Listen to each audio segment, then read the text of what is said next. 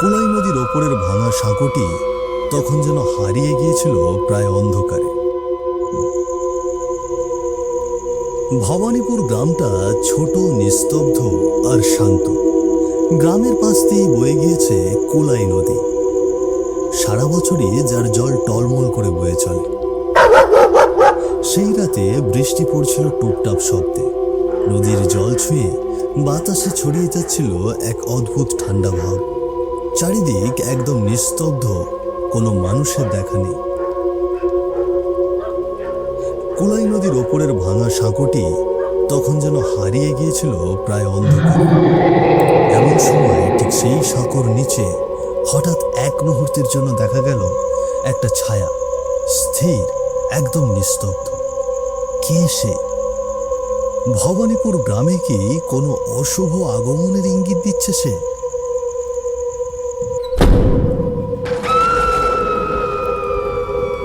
ঠিক তখনই আকাশে তীব্র শব্দে একটি বাজ পড়ল, আর চোখের পলকে মিলিয়ে গেল সেই ছায়া।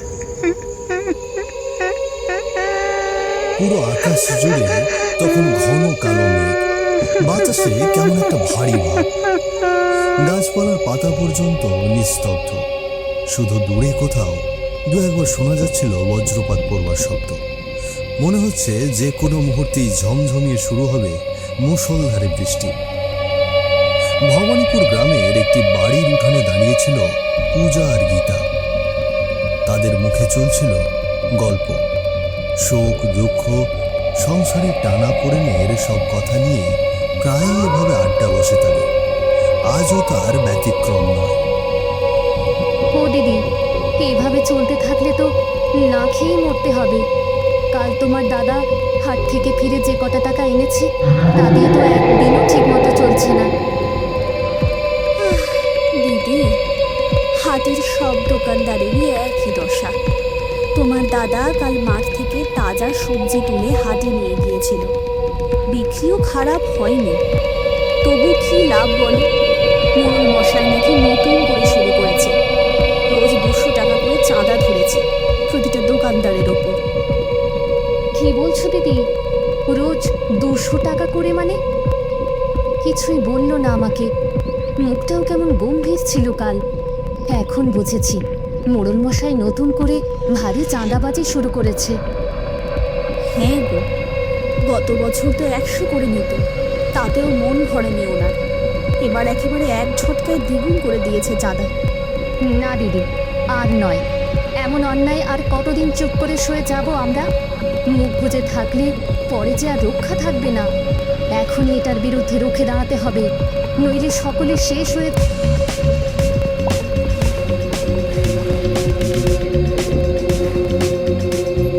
যাব একে একে। হ্যাঁ গো, তুমি একদম ঠিক বলেছো দিদি, কিন্তু আমার যে বড্ড ভয় করে। মোড়ল মশাই যে খুব একটা ভালো মানুষ নয়, সে তো গ্রামের সবাই জানে। এখন বলো, এমন লোকের বিরুদ্ধে কেউ কি রুখে দাঁড়াবে? ভয় কিসের গো? শুনেছি হাটের সব দোকানদারই নাকি এবার মোড়লের উপর ভীষণ চটে আছে। সবাই যদি একজোট হয়, দেখবে মোড়লের সেই দাপট চোখের পলকেই হাওয়া হয়ে যাবে। দিদি, তা যা বলেছ। এবার মোড়ল বুঝবে হাটের দোকানিরাও কোনো অংশে কম নয়। পুরো আকাশ ঘন কালো মেঘে ঢাকা, সাথে মেঘের গুড়গুড়ানি শব্দ। প্রায় সন্ধ্যা হয়ে এসেছিল, তবে নদীর পাড়ে বসে জাল ফেলে মাছ ধরতে ব্যস্ত কানাই ও গঙ্গা খুঁড়ো। ও খুড়ো, সন্ধে হয়ে গেল যে, আর কতক্ষণ এমনভাবে জাল ফেলিয়ে বসে থাকবে বলো দেখি? অনেক তো হলো, এবার চলো বাড়ির দিকে যাই। বাপু, তোদের একটাই সমস্যা, কোনো কাজ করতে গেলে ধৈর্য হারিয়ে ফেলিস। তা না গো, আগে আমার কথাটা শোনো তো। শোন, ওই রাঘবের মুখে শুনলাম অন্ধকার নামার পর নাকি কয়েকদিন ধরে নদীতে কোনো মাছ ধরা যাচ্ছে। তুই থাকলে চুপচাপ বসে থাক, না বলে বাড়ি চলে যা। আরে খুড়ো, মাছ পরে ধরা যাবে, আগে আমার কথাটা তো শোনো। গ্রামে নাকি আবার সেই কালো ছায়াটা দেখা যাচ্ছে, ওই পল্লবী ঠাকুর, উনি নাকি নিজের চোখে দেখেছেন সেই ছায়াটা। কি বলিস? সেই কালো ছায়াটা আবার গ্রামে? এ কি করে সম্ভব রে? গত বছর তো মোড়ল মশাই নিজে গুরুদেবকে ডেকে এনে ওই ছায়াটাকে গ্রাম থেকে বিদায় করেছিল। তারপর তো পুরো গ্রাম বন্ধ করে দিয়েছিল। তাহলে আবার কি করে সেই ছায়াটা দেখা দিতে পারে বলতো? সেসব আমি ঠিক জানি না, তবে শুনেছি এই ব্যাপারটা নিয়ে মোড়ল মশাই ভীষণ চিন্তায় আছে। কারণ যিনি সেই গ্রাম বন্ধনের কাজটা করেছিলেন সেই গুরুদেব নাকি গত বৃহস্পতিবার মারা গেছে। এত কিছু ঘটেছে আর আমি এইসব বিষয়ে কিছুই জানি না। তা তোকে কে বললো শুনি? আরে খুড়ো, সতীশ আছে না, মোড়ল মশাইয়ের ছেলে, ও তো আমার বন্ধু, ওর থেকেই সব শুনলাম। আর এই বিষয়ে গ্রামের কেউ এখনো জানেন। ওদিকে পল্লবীর ঠাকুমাকে মোড়ল মশাই মুখ খুলতে নিষেধও করেছে। তা বুঝলাম, কিন্তু মোড়ল মশাই গ্রামের মানুষদের থেকে এই বিষয়টি আড়াল করছে কেন? আমার তো ব্যাপারখানা খুব একটা সুবিধার লাগছে না বাপু। খুড়ো, বুঝতে পারছো না? গ্রামের মানুষের মাঝে আবার গত বছরের মতো আতঙ্ক ছড়াবে, তা নিয়ে ভয় পাবে, তাই হয়তো মোড়ল মশাই এমন করছেন। আসলেই কি মোড়লের আসল উদ্দেশ্য ছিল গ্রামের লোকেদের জানানো থেকে বিরত রাখা, যাতে তারা ভয় না পেয়ে যায় আর গ্রামে আতঙ্ক না ছড়ায়? নাকি এর আড়ালে লুকিয়ে আছে আরও বড় কোনো রহস্য? এই প্রশ্নটাই ঘুরপাক খাচ্ছিল খুঁড়োর মনে। ঠিক সেই সময়ে কানাই আর খুঁড়োর কথার মাঝখানে হঠাৎ যেন একটা ঠান্ডা হাওয়া বয়ে গেল খুঁড়োর পেছন দিয়ে। মুহূর্তেই চারপাশে নেমে এলো এক অদ্ভুত নিস্তব্ধতা। অবশ্যই তা হতে পারে, কিন্তু তারপরও এ কানাই, আমার পেছনে মনে হলো ঠান্ডা কি যে ছুঁয়ে গেল রে। খুড়ো, তুমি একটু বেশি ভাবছো, তাই এমন মনে হচ্ছে। কানাইয়ের কথায় চুপ হয়ে গেল খুঁড়ো, কিন্তু তার মনে যেন জন্ম নিল এক সন্দেহের ফোয়ারা। কি গেল তার শরীর ছুঁয়ে? তবে কি সেই কালো ছায়া? ঠিক এমন সময় হঠাৎ শুরু হলো ঝমঝম করে মুষলধারে বৃষ্টি।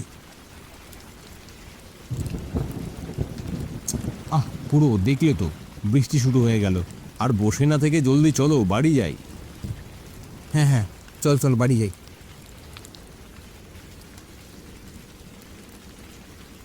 ঝমঝম করে পড়ছিল বৃষ্টি, সঙ্গে বজ্রপাতের গর্জন। গ্রামের বটগাছের নিচে দাঁড়িয়ে মোড়ল ও তার সহকারী রঘুনাথ, তারা মেতেছিল গভীর আলোচনায়। কি ব্যাপার বলতো? এভাবে চুপ করে আছিস কেন? আর যে কাজ দিয়েছিলাম সেটা সম্পন্ন করেছিস? আজ্ঞে মোড়ল মশাই, কাজ তো প্রায় শেষের দিকে, তবে এদিকে আর একটা নতুন সমস্যা এসে হাজির হয়েছে। আবার কি সমস্যা হলো? গ্রামে কি নতুন কেউ সেই বিষয়টা জেনে গেছে?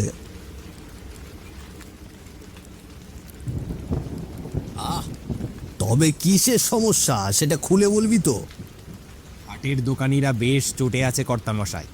তারা বলেছে এত চড়া চাঁদা তারা কিছুতেই মেনে নেবে না। কে? এরা আমার হুকুমের ওপরে অমর্জি জানাচ্ছে? এত বড় সাহস কি করে হয়? আর তুই চুপ করে দাঁড়িয়েছিলি, ব্যাটাদের হাত পা ভেঙে ঠিক জায়গায় বসাতে পারলি না? মোড়ল মশাই, এইভাবে রাগ দেখিয়ে লাভ হবে না। হাটের সব দোকানিরা এখন চটে আছে। ব্যাপারটা ছোট নয়, একটু মাথা ঠান্ডা করে ভাবুন। ঠান্ডা মাথায় এই ব্যাপারটা সামলাতে হবে। তা অবশ্য ঠিক বলেছিস। আচ্ছা, তবে দেখছি বিষয়টা নিয়ে কি করা যায়। বিকেলের ছায়া নেমে এসেছিল কুলাই নদীর জলের ওপর। হালকা বাতাসে ঢেউ দিচ্ছে নদীটা। পথের পাশে দাঁড়িয়ে কি জানি এক বিষয়ে গম্ভীর হয়েছিল হাটের দুই দোকানি মহত্ব আর রমেশ। না রে, না না না না, ব্যাপারটা কেমন যেন গন্ডগোল লাগছে। মোড়ল মশাই আজ সন্ধ্যায় হঠাৎ করে বৈঠকে ডাকছে কেন? এত সহজে আমাদের দাবিগুলো মেনে নেবেন? বিষয়টা আমি একেবারেই মেনে নিতে পারছি না। আমার মনে হচ্ছে এর পেছনে নিশ্চয়ই ওনার কোনো একটা ফন্দি আছে। হ্যাঁ রে, আমারও তাই মনে হচ্ছে। গতবার যে কেলোর কীর্তি হয়েছিল সেটা তো আমি এখনো ভুলিনি। আচ্ছা, সকালে তো থাকবো, সন্ধ্যাবেলায় দেখা যাক উনি কি বলেন। তবে এইবারে কিন্তু কোনো ভয় পেলে চলবে না, সকলে মিলে একজোট হয়ে সব কিছু বলতে হবে। বেশ, তাই হবে। সন্ধ্যা নামতেই হাটের সব দোকানিরা জড়ো হয়েছিল বটগাছের তলায়। মোড়ল মশাই বসে ও পাশে দাঁড়িয়েছিল রঘুনাথ। আজকের এই সন্ধ্যায় বসেছে গ্রামের হাটের দোকানিদের সমস্যা মেটানোর একটা বৈঠক সভা। শুরু করো দেখি, কার কি সমস্যা আছে বলো, একে একে শুনি। আগে মোড়ল মশাই, আমাদের সবার সমস্যা একটাই, আর সেটা আপনি জানেনই। নতুন করে আর কিছু বলার বাকি নেই আমাদের। কি জানি কি জানি না সেসব এখন বাদ দাও, এখন বলো তোমার কি সমস্যা, তারপর বাকিদের থেকেও তাদের নিজ নিজ সমস্যার কথা জানা যাবে। আগে মোড়ল মশাই, আপনি যেভাবে প্রতিটি দোকানের জন্য রোজ 200 টাকা করে ধার্য করেছেন, সেটি আমাদের দ্বারা দেওয়া সম্ভব নয়। রোজ 200 টাকা করে দিলে নিজেদের জন্য তেমন কিছুই আর অবশিষ্ট থাকে না। শ্যামলালের কথা শুনে স্পষ্ট রাগের রেখা ফুটে উঠেছিল মোড়লের কপালে। তবুও নিজেকে সংযত রাখার চেষ্টা করছিল, তা মোড়লের চোখে মুখেই প্রকাশ পাচ্ছে। ভেতরে যেন রাগ আর ধৈর্যের চলছিল এক অদ্ভুত লড়াই। বুঝলাম, আর কোনো সমস্যা আছে তোমার? আগে না মোড়ল মশাই। মহত্ত, এবার তুই বলতো তোর কি সমস্যা? হ্যাঁ, আজ্ঞে মোড়ল মশাই, শ্যামলাল খুড়ো যেটা বলল, আমার অবস্থাটাও ঠিক সেরকমই। রোজ 200 টাকা দিলে ভাত ডাল খেয়ে সংসার চালানো দায় হয়ে পড়েছে। একটা সামান্য সবজির দোকান চালাই। বলছিলাম মোড়ল মশাই, এভাবে রোজ 200 টাকা দেওয়া আমার পক্ষে সম্ভব হচ্ছে না। আর কিছু সমস্যা আছে তোর? পরে কিন্তু আর বলার সুযোগ পাবি না। হ্যাঁ আজ্ঞে আজ্ঞে, কোনো সমস্যা নেই। বেশ, এবার তাহলে রমেশ বল, তোর কি সমস্যা? আগে মোড়ল মশাই, আমার তো সামান্য একটু জমি, তাতেই কষ্ট করে কিছু সবজি ফলাই, তারপর সেগুলো হাটে গিয়ে নিয়ে বিক্রি করি, তাতেই কোনো রকমে সংসারটা চলে। এখন আপনি রোজ 200 টাকা ধার্য করেছেন, এটা আমার পক্ষে দেওয়াটা একেবারেই সম্ভব নয় মোড়ল মশাই। তোদের দ্বারা কিছুই সম্ভব নয় বুঝি। তোরা কি বুঝবি যে আমি গ্রামের উন্নয়ন নিয়ে কত ভাবি? এই যে দেখ না, গ্রামের রাস্তাঘাটগুলো কেমন বেহাল হয়ে আছে। সরকারের কাছে গিয়ে যদি অভিযোগ জানাই, তারা কি এসব বোঝে? তবে এসব দেখে যে আমি চুপ করে থাকতে পারি না। আহা, ভেঙে পড়বেন না কর্তামশাই। তোমরা দেখছো না কর্তামশাই তোমাদের নিয়ে কত ভাবেন। এই গ্রামের উন্নয়ন নিয়ে দিন রাত চিন্তা করেন উনি, আর তোমরা সামান্য ধার্য করা এইটুকু টাকা দিতে পারছো না, যেখানে গ্রামের উন্নতির প্রশ্ন জড়িত।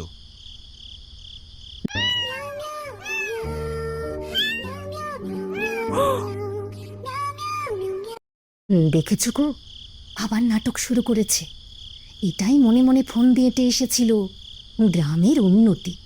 কি উন্নতি করেন তিনি তা তো সকলেই জানে। গিন্নি, চুপ করো, এসব কথা এখানে নয়। মোড়লের কানে গেলে আর আস্ত রাখবেন না। সকলেই নিজের সমস্যার কথা খুলে বলল মোড়ল মশাইকে। এতদিনে দুঃখ কষ্ট যেন একসাথে বেরিয়ে এলো সকলের মুখ থেকে। কারো চোখে আশা, কারো মনে ভয়, তবুও সবাই চেয়েছিল ন্যায়ের একটা দিক। কিন্তু হঠাৎ এরই মাঝে ঝমঝমিয়ে শুরু হলো মুষলধারে বৃষ্টি। আহা, এই বাদলা এখনই নামতে হলো গিন্নি। মোড়ল মশাই নিশ্চয় এই সুযোগটায় কাজে লাগিয়ে সরে পড়বে গো। এই বৃষ্টি শুরু হয়ে গেল। আজকের বৈঠক এখানেই শেষ। বাকি কথা আমি রঘুনাথের মাধ্যমে তোমাদের জানিয়ে দেব। সকলে বাড়ি যাও।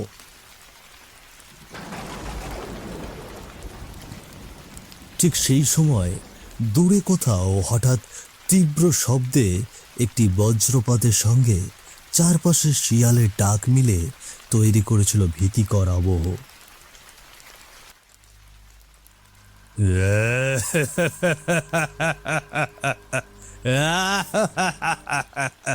আর সেই মুহূর্তেই এক ভয় মিশ্রিত হাসি দিয়ে হাজির হলো এক নরপিশাচ।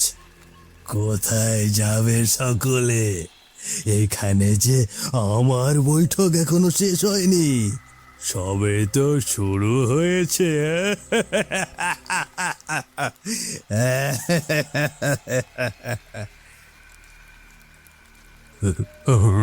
রঘুনাথ, এ কেমন করে এলো এখানে? কেমন করে এখানে এলো? তুই তো বলেছিলি যে কাজ শেষ হয়ে গেছে, তবে কি তুই আমার সঙ্গে বিশ্বাসঘাতকতা করেছিস? আমাকে আমাকে মাফ করে দিন কর্তামশাই, আমার আর কোনো উপায় ছিল না। সেদিন রাতে আমি যখন গুরুদেবের খোঁজে গিয়েছিলাম, তখন হঠাৎ করে অতৃপ্ত আত্মা আমার সামনে হাজির হয়। সে আমাকে হুমকি দিয়ে বলে, আপনাকে গিয়ে বলতে হবে সব কাজ শেষ হয়ে গিয়েছে, আর যদি না বলি তবে সে আমায় সোজা প্রাণে মেরে ফেলবে। তাই বাধ্য হয়ে ওভাবে বলেছিলাম কর্তামশাই।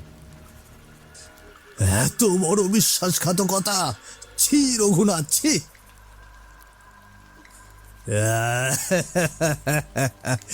মোরল, দেখলি তোর নিজের লোকই তোর সাথে কেমন বিশ্বাসঘাতকতা করলো। চিন্তা করিস না, আজ আমি তোর মরণের সাথে তোর চেলার মরণও নিজের হাতে লিখে নিয়ে এসেছি।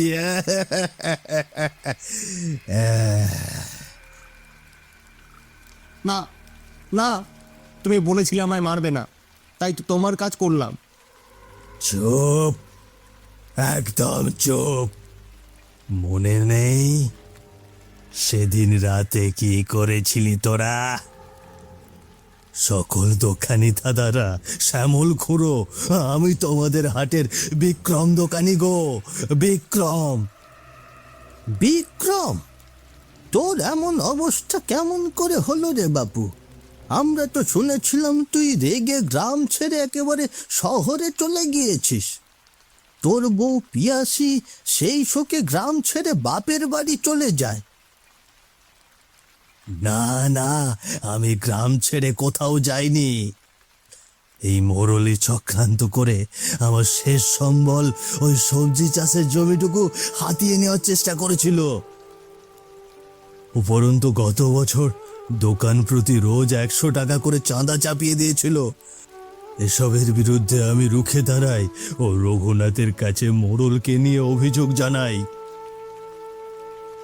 আরে তারপর কি হলো রে বাপু?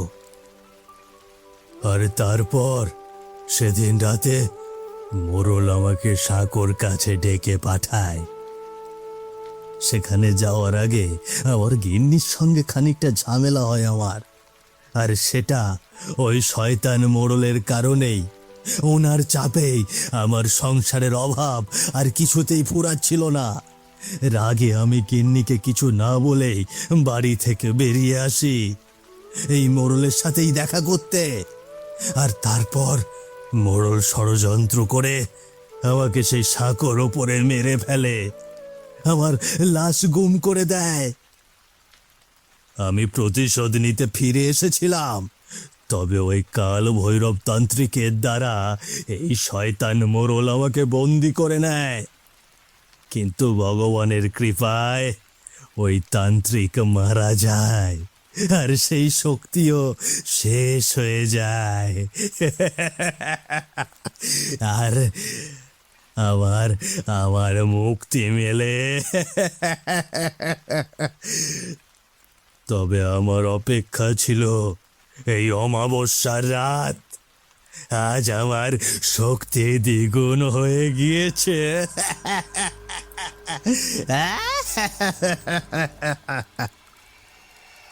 এসব শুনে যেন সকল দোকানির চোখে জ্বলছিল রাগের আগুন। অন্যদিকে সেখান থেকে কিভাবে পালিয়ে বেরোতে পারবে সেই আশায় ছটফট করছিল মোড়ল।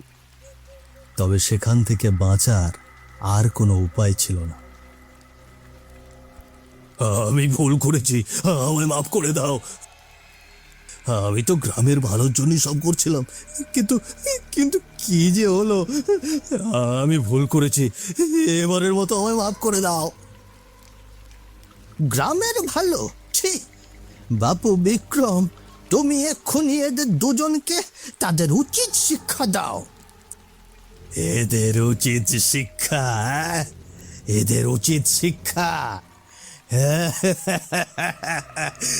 সেই উচিত শিক্ষাটা কেবল মৃত্যু। হ্যাঁ, মৃত্যু।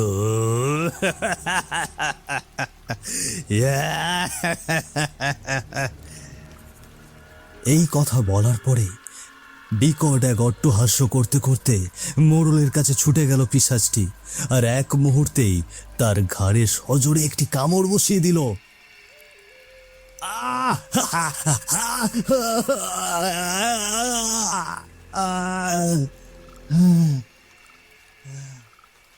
আর মোড়ল প্রাণপণে চিৎকার করতে শুরু করলো যন্ত্রণায়। তারপর মুহূর্তেই তার নিথর দেহ লুটিয়ে পড়ল মাটিতে।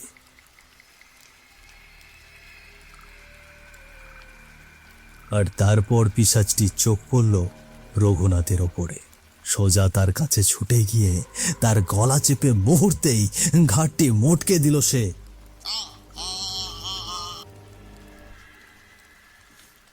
এক মুহূর্তেই দুই পাপীর জীবন শেষ। তাদের কর্মফলই হয়ে দাঁড়ালো তাদের মৃত্যুর কারণ। তোমরা এবার মুক্তি পেলে এমন এক পাপীর হাত থেকে। আমারও প্রতিশোধ শেষ। এবার আমার যাওয়ার পালা।